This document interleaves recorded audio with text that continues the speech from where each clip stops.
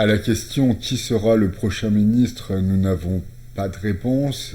Il y a peu de chances que ce soit un homme de gauche, à moins que le président obtienne un accord avec le PS pour que le PS se détache du nouveau Front populaire.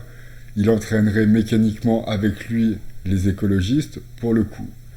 À ce propos, d'ailleurs,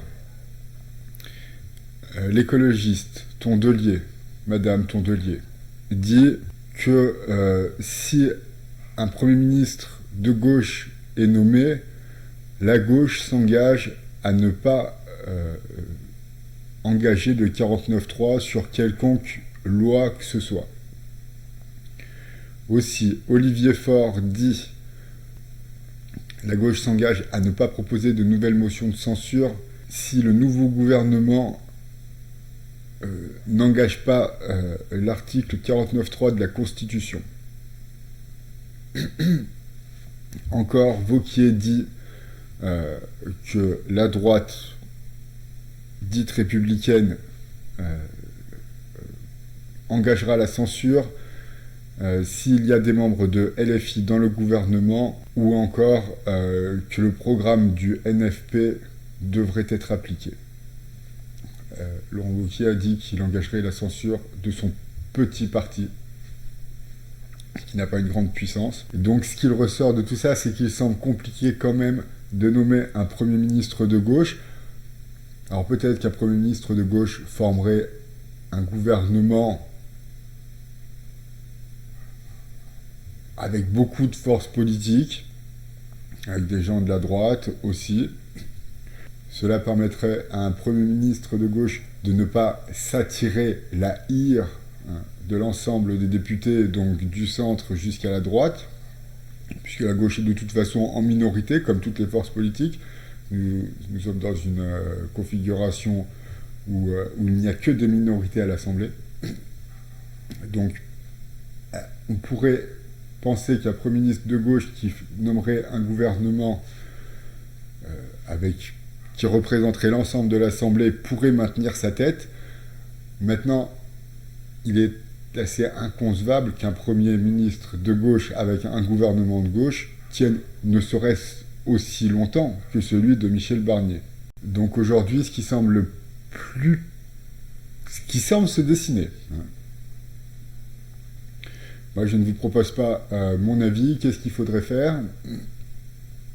Ce qui semble se dessiner, a priori, d'après les informations, c'est que la gauche, le bloc de gauche va se fissurer pour donner place, selon les termes d'Emmanuel Macron, à un gouvernement d'intérêt général, dénomination qui a été fustigée par les éminents analystes politiques. Bon, soit. Le bloc de gauche va se fissurer et on devrait avoir un gouvernement, peut-être dirigé par la gauche, qui regrouperait des personnalités allant de la gauche jusqu'à la droite républicaine de Laurent Wauquiez,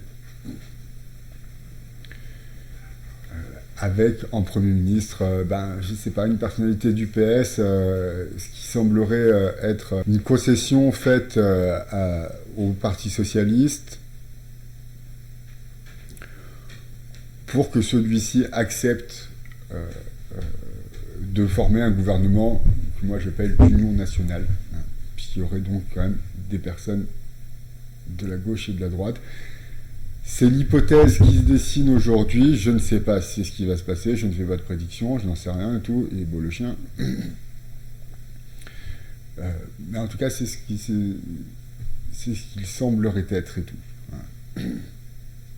Sans doute dans le gouvernement, nous aurons à nouveau un type comme François Bayrou, peut-être même un Cazeneuve, d'autres personnes comme ça, bref, un gouvernement qui regrouperait beaucoup de personnalités issues de partis politiques différents, ce qu'on pourrait appeler un gouvernement d'union nationale, où toutes les politiques seraient représentées. Donc pour résumer, on ne sait pas vraiment ce qui va se passer.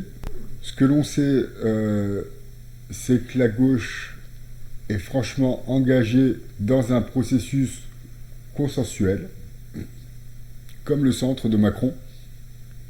aussi souhaite le consensus. Là où la droite est forte, elle, d'avoir un parti unique, le RN, et un parti satellite, entre guillemets, parce qu'ils ne sont pas du tout unis, qui serait la droite républicaine. Donc une alliance de la gauche et du centre pourrait attirer des modérés, entre guillemets, encore, j'insiste, parce que bon, la modération en politique à l'heure actuelle, bon, pas fantastique. Pourrait attirer des modérés de la droite pour former un gouvernement et rallier à eux d'autres députés pour éviter la censure, puisque c'est l'objectif aujourd'hui, hein, de continuer à gouverner sans faire la une des médias pour des faits divers, hein, comme la motion de censure qui vient d'être votée. Donc au passage, j'avais dit que si motion de censure il y avait, le gouvernement serait renversé, je ne me suis pas trompé. De plus, vous pouvez considérer que mes analyses sont plutôt lucides. Aussi, voilà, donc en parlant comme ça, je me suis rendu compte que je voulais dire quelque chose. Aujourd'hui, la politique est plus un spectacle qu'une action sociétale. Et que finalement ce sont des technocrates qui gouvernent, qui prennent des décisions, et ce ne sont pas des hommes politiques qui ont des convictions, à la manière des schizophrènes qui sont persuadés d'avoir vu des fantômes.